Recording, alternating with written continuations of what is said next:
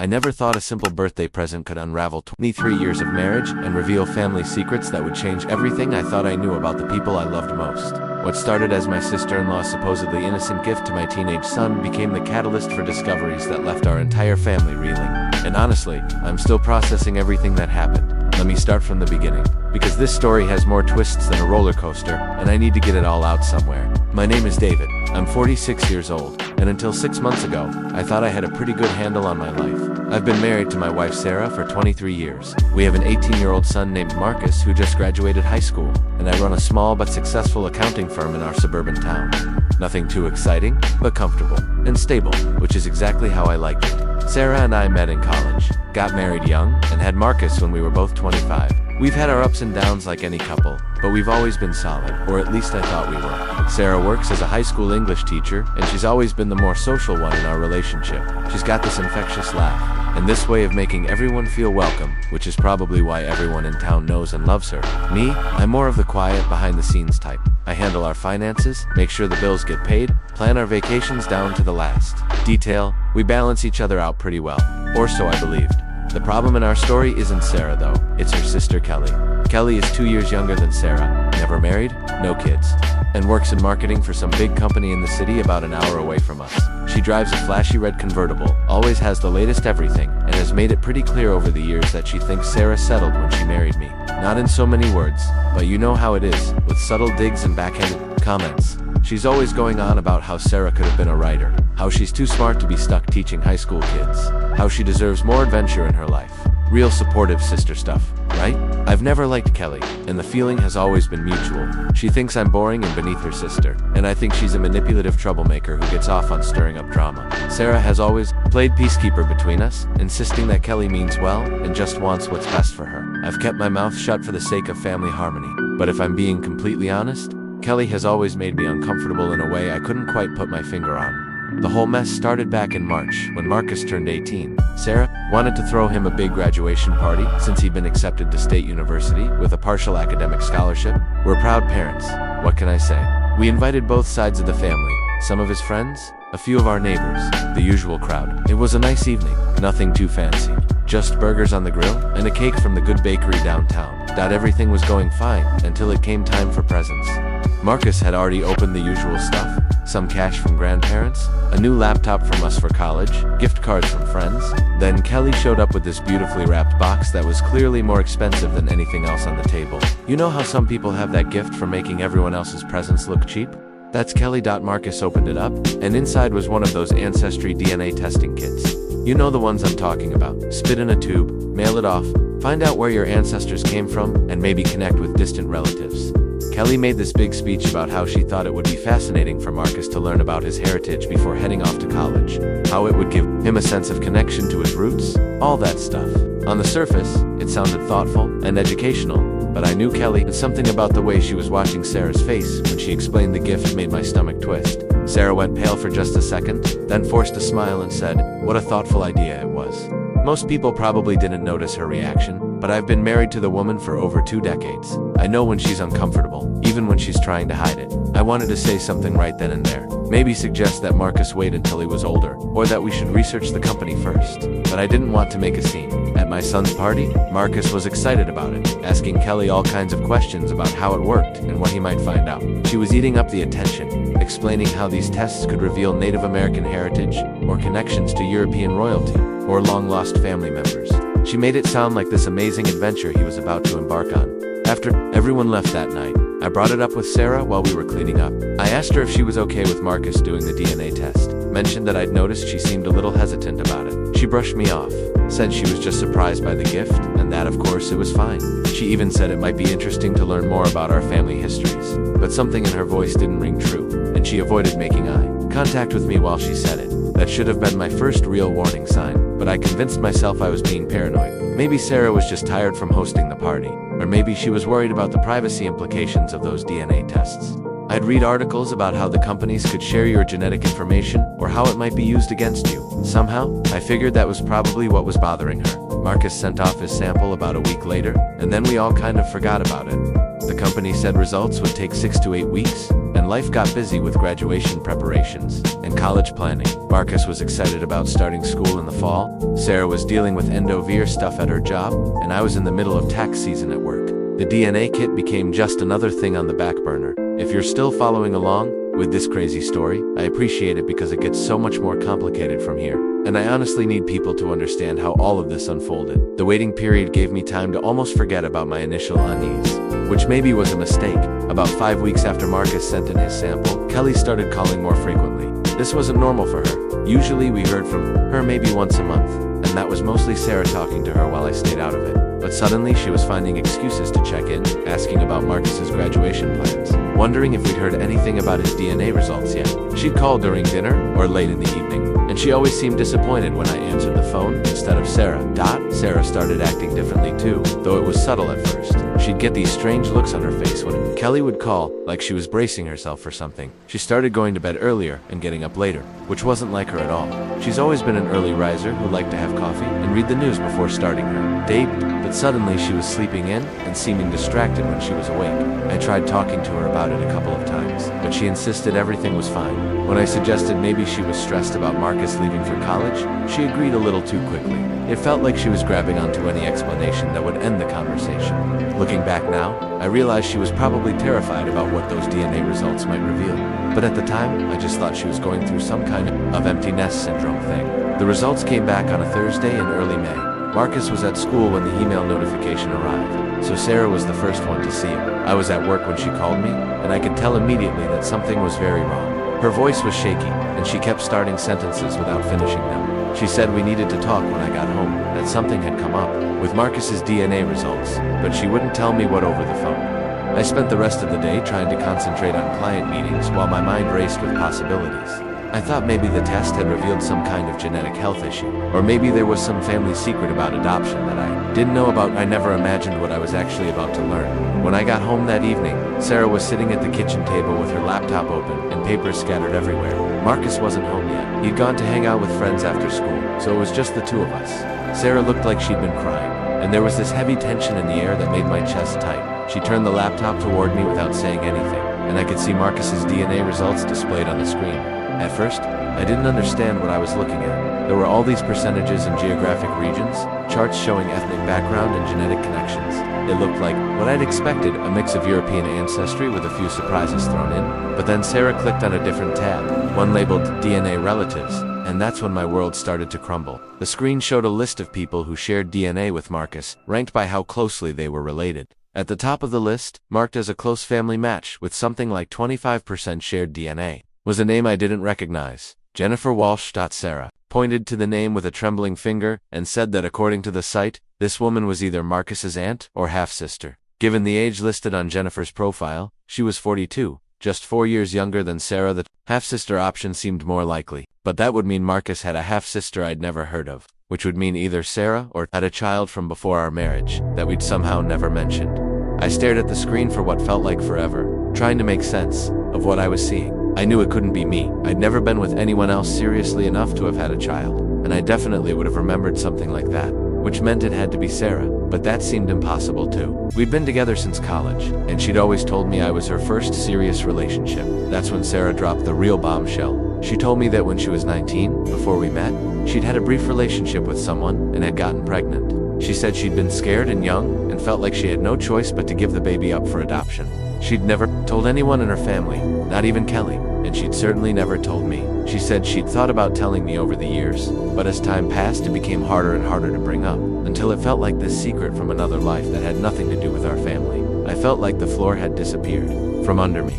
Here was this woman I'd been married to for over 20 decades, who I thought I knew better than anyone, and she'd been keeping this massive secret our entire relationship. I had questions, so many questions, but I was too stunned to ask them coherently. Instead, I just sat there staring at the computer screen while Sarah cried and apologized and tried to explain why she never told me. According to the DNA results, Jennifer Walsh lived about 3 hours away in the state capital, and her profile said she was looking to connect with biological family members. She'd left a message for Marcus through the site, introducing herself and saying she'd recently discovered through her own DNA test that she might have siblings she'd never known about. She seemed nice in her message, explaining that she was married with 2 kids of her own and was just curious about her biological family. not looking to disrupt anyone's life. The whole situation was overwhelming, but what made it even worse was the timing. I couldn't stop thinking about Kelly and that DNA kit, about how she'd seemed so eager to give Marcus that particular gift, about how she'd been calling more frequently and asking about the results. It felt like too much of a coincidence, and a horrible suspicion started growing in my mind. I asked Sarah directly if Kelly knew about Jennifer, if maybe her sister had somehow found out about the baby. Sarah had given up and orchestrated this whole thing. Sarah swore that was impossible, that she'd never told Kelly or anyone else in her family about the pregnancy and adoption. But even as she said it, she looked uncertain, like she was trying to convince herself as much as me. We agreed not to say anything to Marcus until we could figure out what to do. He came home about an hour later, excited to check his DNA results. And somehow, Sarah managed to act normal while she showed him the ancestry information. We didn't mention Jennifer or the DNA relatives section at all. Marcus was fascinated by learning that he was part Irish and part German, with a small percentage of Scandinavian heritage he'd never known about. He spent the evening texting his friends about his newfound Viking ancestry, while Sarah and I pretended everything was normal. That night, after Marcus went to bed, Sarah and I had the longest, most difficult conversation of our marriage. She told me everything about the pregnancy and adoption, details she'd apparently never shared with anyone.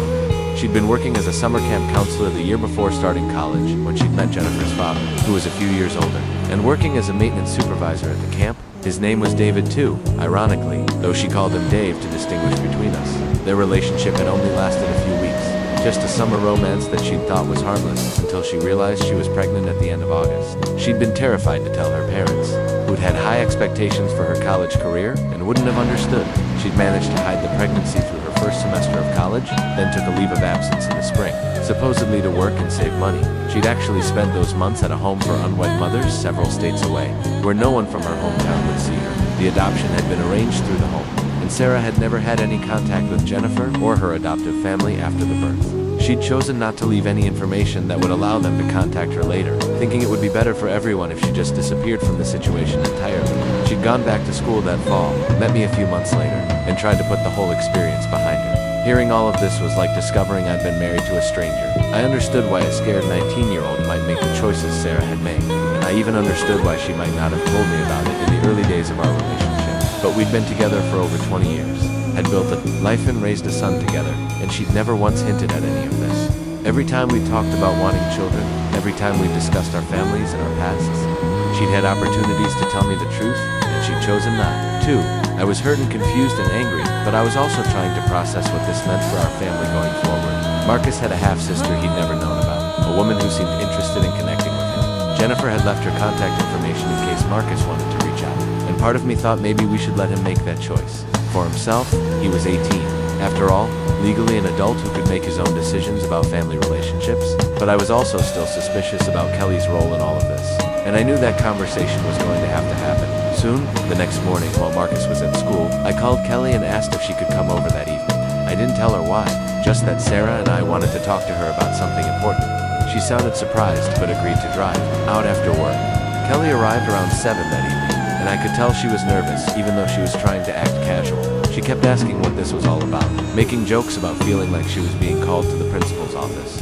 Sarah was quiet, letting me take the lead, which probably should have been another warning sign. I decided to be direct. I told Kelly that Marcus's DNA results had come back, and that we'd discovered he had a half-sister named Jennifer Walsh. I watched Kelly's face carefully as I said this, and I saw something flicker in her expression. Not surprise, but something more like resignation, or maybe even relief. She definitely wasn't hearing this information for the first time. Kelly tried to act shocked, asking how that was possible and where this half-sister could have come from, but her performance wasn't convincing, and after a few minutes of this charade, I called her out on it. I told her I knew she wasn't surprised, that she'd obviously known something when she gave Marcus that DNA kit, and that I wanted to know what her game was. That's when Kelly finally dropped her act, and what she told us next was the real shock of this entire story. She admitted that she'd known about Jennifer for years, but not because Sarah had ever told her. She'd found out completely by accident about 5 years earlier, when she'd been going through some old family documents after their grandmother died. Kelly explained that she'd been helping their mother clean out their grandmother's house when she'd found a box of letters in the attic. Most of them were old correspondence between family members, the kind of thing you find in any elderly person's house. But buried in the middle was a letter that Sarah had written to their grandmother 24 years earlier, asking for money to help with expenses while she was away from school. The letter hadn't been specific about why Sarah needed the money, but it had been postmarked from the city where the home for unwed mothers was located, and it had mentioned being scared and needing help to get through a difficult time. Kelly had put the pieces together, especially when she'd done some research, and found out about the home's existence and purpose. Kelly said she'd never confronted Sarah about the letter because she hadn't wanted to embarrass her or bring up painful memories, but she'd always been curious about what had happened to the baby. And when those ancestry DNA tests became popular, she'd started thinking about how they might be able to provide answers. She admitted that she'd given Marcus the DNA kit specifically, hoping it might lead to discovering Jennifer, though she claimed she'd had no idea whether the baby had been a boy or girl, or even if they were still alive. She said she'd thought it would be good for Sarah to reconnect with this part of her past, and maybe good for Marcus to know he had other family members out there. This explanation made me absolutely furious. Kelly had manipulated our entire family, based on a 24-year-old letter and her own curiosity about a situation that was none of her business. She'd used my son as a tool to uncover Sarah's secret without any consideration for how devastating the discovery might be for all of us. And she'd done it all under the guise of giving Marcus a thoughtful birthday gift. But Kelly wasn't finished. With her revelations, she told us that after she'd figured out Sarah had given up a baby for adoption, she'd actually tried to do some research to find out what had happened. She'd contacted the home for unwed mothers, but they wouldn't give her any information due to privacy laws. She'd even hired a private investigator at one point, but hadn't been able to find anything concrete. Then, about 2 years ago, Kelly had taken her own ancestry DNA test, partly out of curiosity and partly hoping it might reveal a connection to Sarah's biological child. She hadn't found anything at first, but she kept checking her results periodically as more people joined the database. About 6 months before Marcus's birthday, she'd finally gotten a match. Jennifer Walsh had appeared as a DNA relative, listed as Kelly's likely niece. Kelly had reached out to Jennifer through the Ancestry site, pretending to be interested in genealogy and family history. She'd learned that Jennifer was adopted, had been born in the right state at the right time, and was looking for information about her biological parents. Kelly had been careful not to reveal too much, but she'd encouraged Jennifer to keep her DNA results active and to be open to connecting with other family members who might appear. So when Kelly gave Marcus that DNA kit, she'd been pretty confident about what the results would show. She'd essentially set up this entire situation, orchestrating the discovery of Jennifer's existence in a way that would force Sarah to confront her past. She claimed she'd done it out of love and concern for her sister, thinking that maybe it was time for these family secrets to come to light. I was beyond angry at this point. Kelly had lied to us, manipulated us, and used our son in her scheme to expose Sarah's secret. She'd had no right to make these decisions for our family, and she'd caused tremendous pain and upheaval for everyone involved. Sarah was crying again, and I was ready to throw Kelly out of our house and never speak to her again. But then, Kelly said something that stopped me cold. She looked directly at Sarah and asked why she'd never told me about Jennifer, why she'd kept the secret for so long even from her own husband. And Sarah's answer revealed the final, most devastating piece of this puzzle. Through her tears, Sarah admitted that she'd been terrified to tell me about Jennifer, not just because of the pregnancy itself, but because of who Jennifer's father was. She said Dave hadn't just been some random summer romance. He'd been someone I knew, someone from my own past that would have made the situation even more complicated and painful. It turned out that Dave, Jennifer's father, was actually David Morrison, my older brother who died in a car accident 15 years earlier. The room went completely silent when Sarah said this. I felt like all the air had been sucked out of my lungs.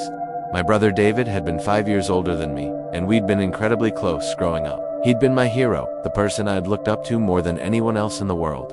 After he died in that accident when Marcus was just 3 years old, Sarah had been the one who'd helped me through the grief. She'd held me while I cried, helped me plan his funeral, supported me through months of mourning. And now I was learning that she'd had a relationship with him before she met me, that she'd had his child, and that she'd kept all of this secret for our entire marriage. Marcus wasn't just my son, he was also my nephew, connected to my beloved brother in a way I'd never known. And Jennifer, this woman who'd been reaching out through the DNA site, was my brother's daughter too. The betrayal I felt was indescribable. Sarah hadn't just kept a secret about having a child. She'd kept a secret that connected to the most important person in my life, besides her and Marcus. Every time I'd talked about missing David, every time I'd shared memories of him or wished he could have met Marcus, Sarah had known. There was this whole other dimension to the story that she wasn't telling me. Kelly looked as shocked as I felt. When Sarah revealed this final detail, she clearly hadn't known about the connection to my brother when she'd orchestrated the DNA test situation. She'd thought she was exposing a simple case of teenage pregnancy and adoption, not a secret that connected to the deepest grief in my life. Sarah tried to explain why she'd kept this from me, how she'd been terrified that I'd be angry or hurt that she'd been with my brother before me. She said she'd worried I'd feel like she'd chosen me as some kind of substitute for David, or that I'd never be able to look at Marcus the same way if I knew he was David's son too. She'd convinced herself that telling me would destroy our marriage and our family, so she'd chosen to carry the secret alone. I understood her reasoning, but I couldn't forgive the deception. 23 years of marriage, and she'd never trusted me enough to tell me the truth about something so fundamental to our family's story. She'd robbed me of the chance to know that Marcus carried my brother's DNA, that there was a living piece of David that had been right in front of me all along. And she'd robbed Marcus of the chance to know about his biological father, and the uncle who'd loved him so much as a little boy. The next few hours were some of the darkest of my life. Kelly left shortly after Sarah's revelation, probably realizing she'd unleashed far more than she'd bargained for. Sarah and I sat in our living room having the most painful conversation of our marriage, trying to figure out if there was any way to move forward from this level of betrayal and deception. Sarah kept apologizing, kept trying to explain her reasoning and beg for my forgiveness. She said she'd thought about telling me countless times over the years, but that it had become harder as time passed. She'd been afraid of losing me and Marcus, afraid of destroying the life we'd built together. She'd convinced herself that some secrets were better left buried, that revealing the truth would hurt everyone more than keeping it hidden. But I couldn't get past the magnitude of what she'd kept from me. This wasn't just some old relationship or minor family secret. This was information that fundamentally changed how I understood our family's history and Marcus's identity. Every time I'd talked about wanting Marcus to know more about his uncle David, Sarah had stayed silent. Every time I'd wished David could have had children of his own, she'd known he actually had. I told Sarah I needed time to process everything, and that I didn't know if our marriage could survive this level of deception. I spent that night in the guest room, staring at the ceiling and trying to make sense of everything I'd learned. My wife had lied to me for over 2 decades. My sister-in-law had manipulated our family for her own purposes, and my son had a half-sister and a biological father he'd never known about. The next morning, Marcus asked why I'd slept in the guest room and why both Sarah and I looked like we'd been crying. We'd agreed not to tell him anything until we figured out our own situation, but it was getting harder to keep up the pretense that everything was normal. Marcus was a smart kid, and he could tell something major was wrong. Over the next few days, I found myself looking at Marcus differently, trying to see traces of my brother David in his features and mannerisms. Now that I knew the truth, I could see the resemblance Marcus had David's hands. His way of tilting his head when he was thinking, even some of his facial expressions. How had I never noticed these similarities before? Had I been blind to them, or had I unconsciously noticed but never made the connection? I also couldn't stop thinking about Jennifer, this half-sister Marcus didn't know he had. She'd sent another message through the DNA site, saying she hoped she hadn't overstepped by reaching out, and that she was happy to wait for Marcus to decide if he wanted to make contact. Her message was sweet and considerate, and I found myself wondering what she was like, whether she had any of David's qualities too. After about a week of tense silence and sleeping in separate rooms, Sarah and I finally had another serious conversation about our future. She'd been giving me space, but she was clearly desperate to know if I was planning to leave her, or if there was any chance we could work through this together. I was honest with her. I didn't know if the trust between us felt completely shattered, and I wasn't sure if it could ever be rebuilt, but I also couldn't ignore the 23 years we'd spent together. The life we'd built, and the son we'd raised. Marcus was about to start college, and despite everything, I didn't want his transition to adulthood to be marked by his parents' divorce. Sarah had made a terrible choice in keeping this secret, but I could understand the fear and shame that had motivated it. Even if I couldn't forgive it, we decided to try couples counseling, though I made it clear that I wasn't making any promises about our future. Sarah was willing to do whatever it took to rebuild our relationship, and she finally seemed to understand that her decision to keep this secret had been catastrophically wrong. She'd thought she was protecting our family, but she'd actually been undermining it in the worst possible way. The question of what to tell Marcus was more complicated. He had a right to know about Jennifer and about his biological father, but the timing was terrible with him about to leave for college. Sarah was afraid that learning the truth would disrupt his transition to independence. And honestly, I was worried about the same thing. But I also felt like he deserved to know the truth about his own identity, especially now that Jennifer was actively trying to connect with him. We decided to tell him gradually, starting with the existence of Jennifer and seeing how he handled that information before revealing the connection to my brother David. It felt like the cowardly approach. But given how badly we'd already handled this situation, we wanted to be as careful as possible with our son's emotional well-being. Took the news about Jennifer surprisingly well. He was shocked, of course, and had a lot of questions about why his mother had never told him he had a half-sister. Sarah gave him an abbreviated version of the truth, explaining about the teenage pregnancy and adoption without mentioning who Jennifer's father was. Marcus was hurt that this had been kept from him, but he was also fascinated by the idea of having a sister he'd never known about. He wanted to contact Jennifer immediately, which worried me given that he didn't know the full story yet. But he was 18, and we couldn't really stop him from making his own decisions about family relationships. We helped him craft a response to Jennifer's message, introducing himself and expressing interest in getting to know her better. Her response came back within hours, and she seemed genuinely excited and touched to hear from him. Jennifer sent photos of herself and her family, her husband and 2 young children, and the resemblance between her and Marcus was unmistakable. They both had the same smile, the same dark hair, and those same expressive eyes that I now realized they'd both inherited from my brother,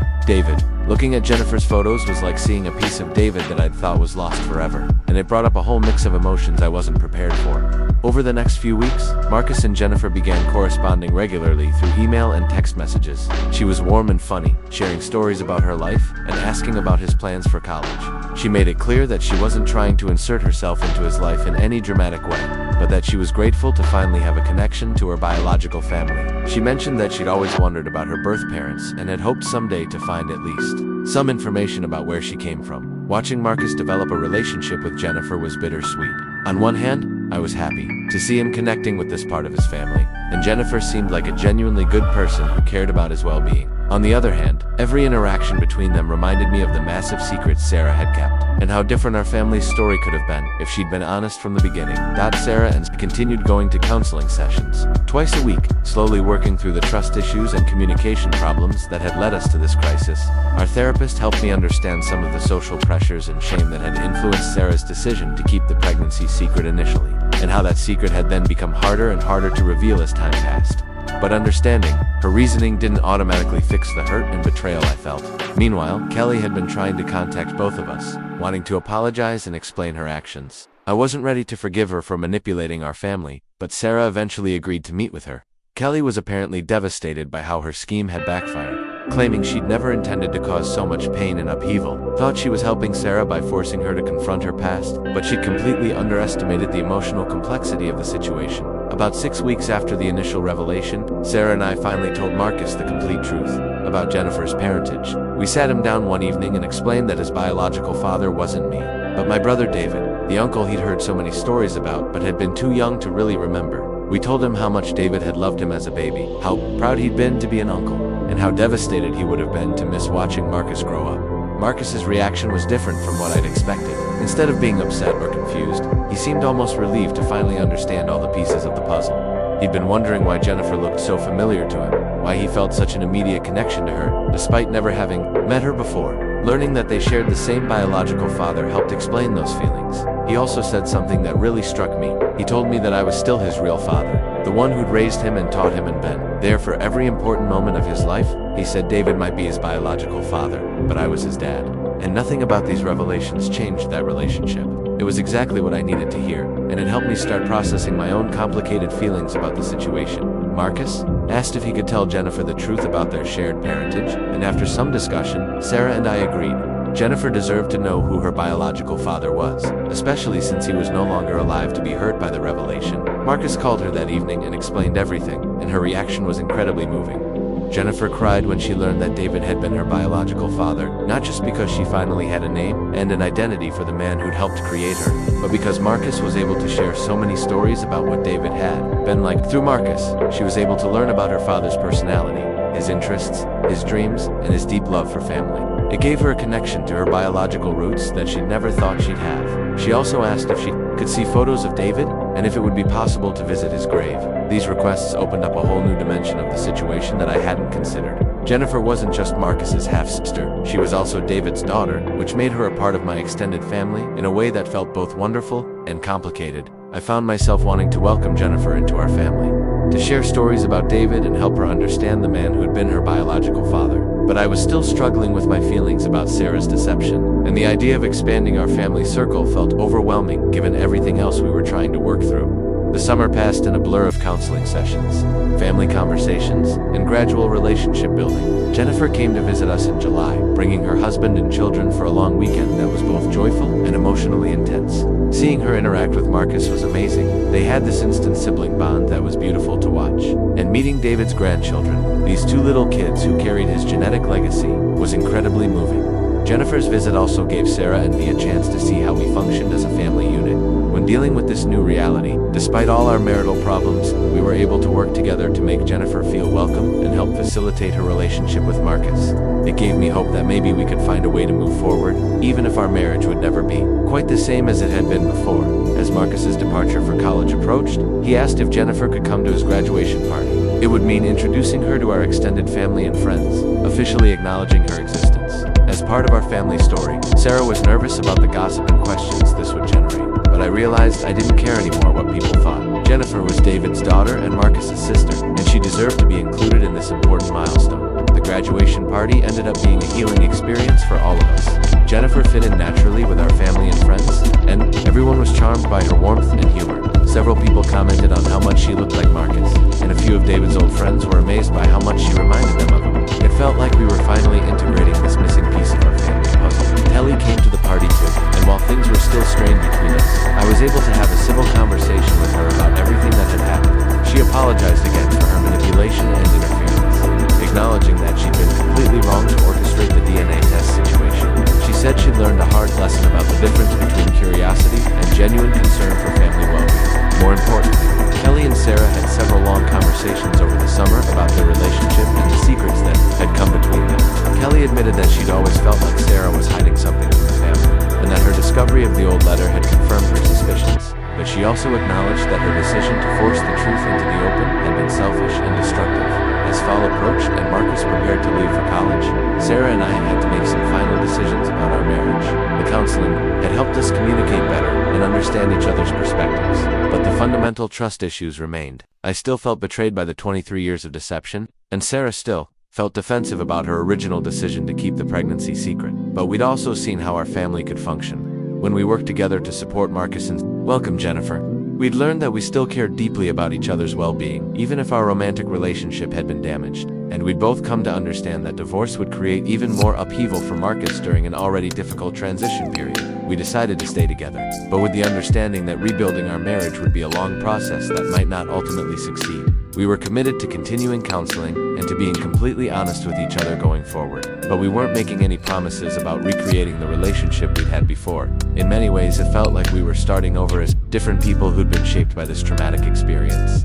Marcus left for college in August, and his departure felt different from what I'd expected. Instead of just being about our son growing up and moving on to the next phase of his life, it was also about our family learning to function with this new knowledge about our history and connections. Marcus stayed in regular contact with both Sarah and me, but he also maintained his growing relationship with Jennifer, texting her regularly and making plans to visit her family during his first college break.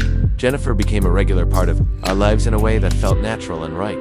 She'd call Sarah occasionally to check in, and she'd send me photos and updates about her children. During one of our conversations, she told me how much it meant to her to finally understand her genetic and family history, and how grateful she was that Marcus had found her through the DNA test. She said she'd always felt like there was a missing piece in her identity, and now she finally felt complete.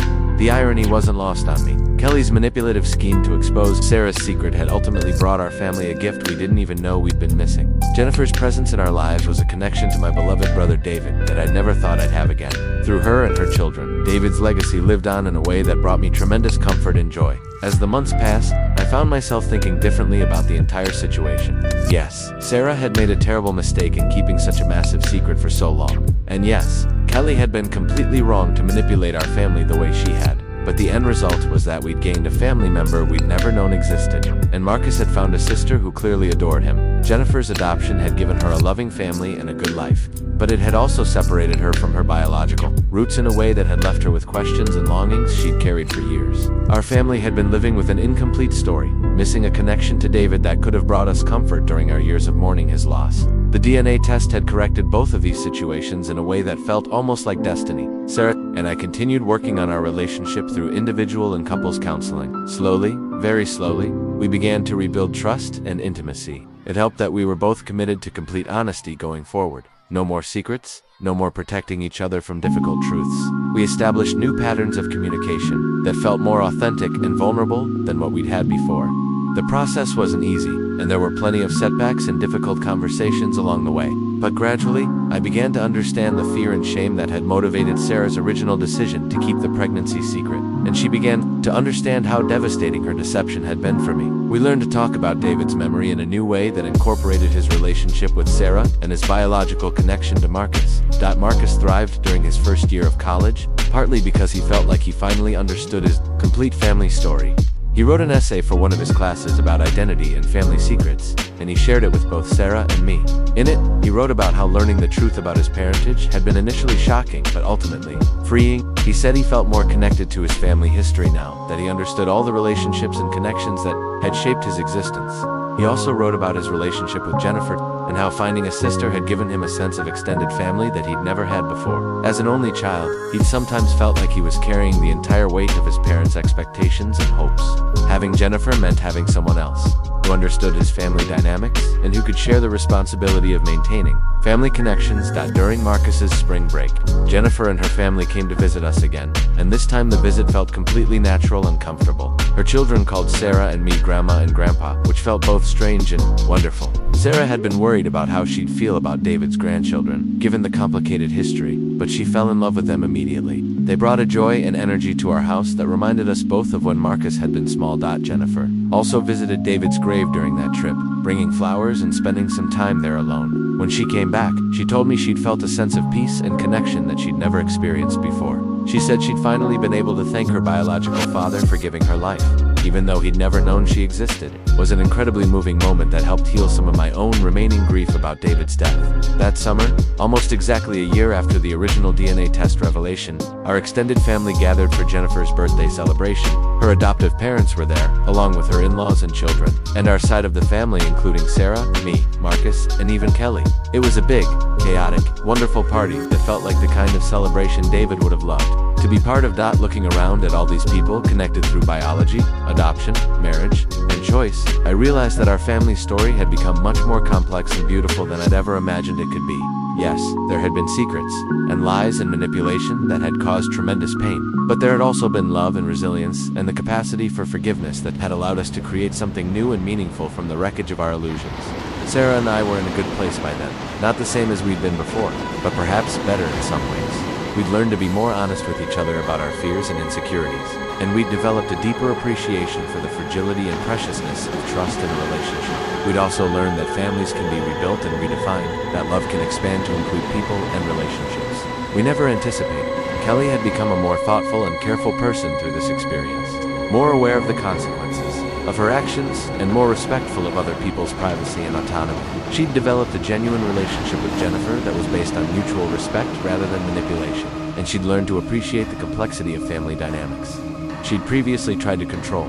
Marcus graduated from college last spring with honors, and both Jennifer and her family came to the ceremony along with all of us. Watching him walk across that stage, I felt an incredible sense of pride, not just in his academic achievements, but in how he'd handled all the family revelations and changes with such maturity and grace. He'd grown up faster than I'd wanted him to, but he'd also grown into someone I deeply respected and admired. Jennifer gave a speech at Marcus's graduation party about how grateful she was to have found her biological family and how much it had meant to her to watch her little brother achieve his dreams. She talked about how David would have been proud of the man Marcus had become, and how she felt honored to carry on their father's legacy of caring deeply about family relationships. That brings me to where we are now, about 18 months after. Kelly gave Marcus that DNA kit that changed everything. Marcus is starting his senior year of college, planning to go to graduate school in psychology with a focus on family therapy. He says our experience has shown him how much healing is possible when people are willing to be honest about their past and work together toward understanding and forgiveness. Jennifer has become an integral part of our extended family. The sister Marcus never knew he needed, and the daughter my brother never knew he had. Her children are growing up with stories about their grandfather David and their uncle Marcus, creating connections across generations that enrich all of our lives. Sarah and I have a relationship that's been tested by fire and rebuilt on a foundation of complete honesty and mutual respect. Kelly has learned to channel her curiosity and concern for family in more constructive ways, and she's become someone we can actually trust to respect our boundaries and privacy. The four adults in this story, Sarah, Kelly, Jennifer, and I, have all had to examine our assumptions about family, secrets, love, and forgiveness. And we've all emerged as different people than we were when this journey began. I still think about what might have happened if Kelly had never given Marcus that DNA kit, if Sarah's secret had remained buried forever. Part of me thinks our marriage might have been easier without this upheaval, that ignorance might have been simpler than truth. But I also know that our family is richer and more complete now than it ever was before. We have Jennifer and her children. We have a connection to David that we thought was lost forever. And we have a deeper understanding of what it means to forgive and be forgiven. The experience has taught me that families are much more complicated and resilient than I'd ever realized. We're not just connected by blood or marriage or legal documents. We're connected by choice and commitment and the willingness to keep loving each other even when that love is tested by difficult truths. Secrets can be devastating, but they don't have to be permanently destructive. People can change and grow and learn to make better choices, even after making terrible mistakes. If you've stayed with me through this whole long story, thank you for listening. I know it's been a lot to process, and honestly, I'm still processing it myself. But I wanted to share it because I think there are probably other families out there dealing with similar secrets and revelations, and maybe our experience can offer some hope that it's possible to survive and even thrive after everything you thought you knew about your family turns out to be incomplete. The truth is messy and painful sometimes, but it's also liberating and healing in ways that secrets can never be. Our family is stronger now because we've learned to face difficult truths together, to support each other through the process of rebuilding trust, and to appreciate the unexpected gifts that can emerge from even the most challenging circumstances. I hope that whatever secrets or challenges your own family might be facing, you'll consider the possibility that honesty and forgiveness can create something beautiful from even the most complicated situations. It won't be easy, and it won't happen overnight, but it might just be worth the effort in the end.